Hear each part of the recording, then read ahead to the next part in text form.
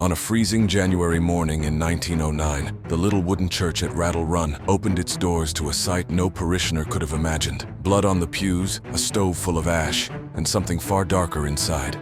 Rattle Run was a tiny Michigan settlement beside Columbus Creek, the kind of place where everyone knew each other. In January 1909, the church caretaker went to check the building and found it in complete disarray. Blood tracked across the floor, and shockingly, human remains burned inside the wood stove used for heat. The minister, Reverend Carmichael, could not be found. A few days later, a stranger turned up in Carthage, Illinois, a man using the name John Elder. He behaved oddly, refused food, and then was discovered in a shed with fatal wounds and a knife in his hands. In his pockets were two near-identical letters, one addressed to the local sheriff, the other to Mrs. Carmichael. The letters, later published in newspapers, admitted involvement in the Columbus Creek tragedy, named a man, reported as Gideon Browning, who the writer claimed had exercised a hypnotic, coercive influence, and described how the writer had killed, dismembered, and burned parts of the body in the stove before fleeing. Contemporary accounts read like a mixture of confession and madness, claims of a hypnotic control, desperate self-defense, and gruesome attempts to hide the crime. Local papers printed the letters,